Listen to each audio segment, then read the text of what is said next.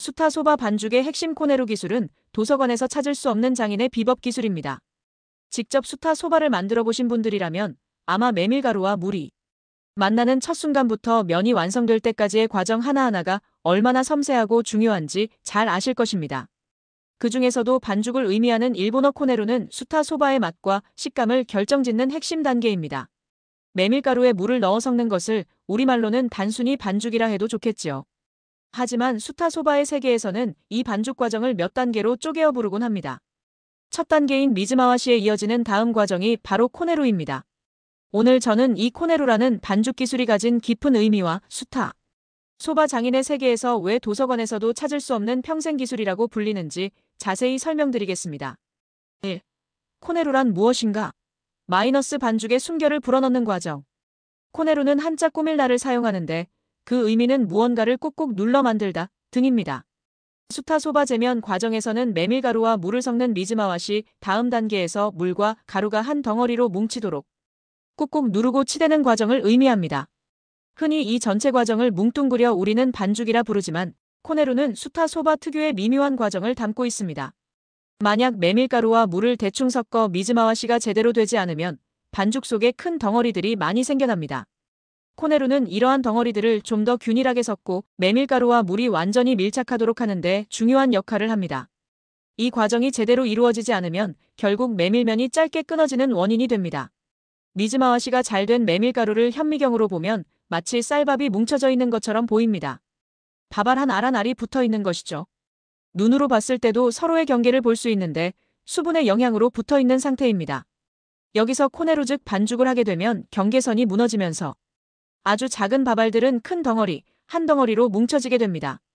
메밀가루와 물이 잘 섞인 상태를 설명한 것이며 만약 미즈마와시 과정에서 수분이 없거나 반대로 너무 많은 밥알들이 혼재한다면 반죽 과정에서도 해결할 수 없게 됩니다. 백회 반죽의 비밀 소바에 생명을 불어넣는 장인의 손길. 수타 소바는 우동과 달리 휴식 시간이 필요 없는 것이 특징입니다. 일단 메밀가루에 물이 섞이기 시작하면 면으로 자를 때까지 끊임없이 작업을 이어갈 수 있습니다. 수타 소바의 코네루 과정에서는 일반적으로 100회 정도 반죽하는 것을 목표로 합니다. 소바 장인이든 초보자든 반죽의 횟수는 대략 100회 내외로 크게 다르지 않습니다. 하지만 중요한 것은 횟수 이면에 숨겨진 기술과 이해도입니다. 코네루를 100회 내외로 끝내기 위해서는 앞선 미즈마와시 과정과 메밀가루의 특성을 파악해야 합니다. 그런데 현실은 수타 소바 초보자들에겐 가혹합니다.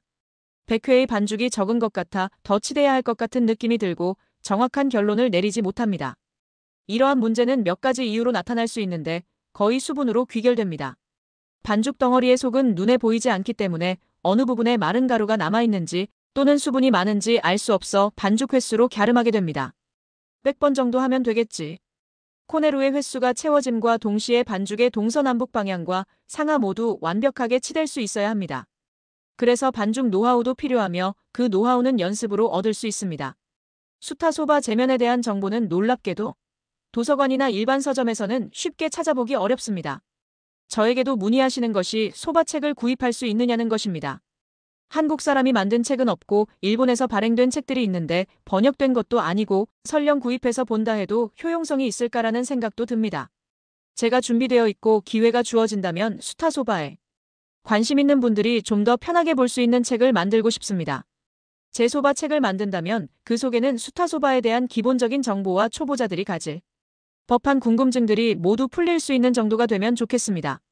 사실 출판사의 제안도 있었지만 제 능력에 대한 확신이 없어 실행에 옮기지 못했습니다. 그 대신 제가 수타 소바를 배우면서 느꼈던 어렵거나 이해하지 못하는 일들이 반복될 때의 답답함을 책 대신 블로그에 담아내려 노력하고 있습니다. 수타 소바는 이론적인 지식만으로는 터득하기 어려운 오랜 경험과 감각이 필요한 분야입니다. 제가 배울 때는 우선 무조건 해라가 통용되던 때였습니다. 무조건 했는데도 알지 못할 때 답답해지기 시작했습니다. 수타 소바 기술에 대한 궁금증을 가지고 독학을 하시거나 집에서 소바를 만들어 보고 싶은 분들께 저의 블로그가 작은 참고서이자 지침서가 될 수 있도록 노력하겠습니다.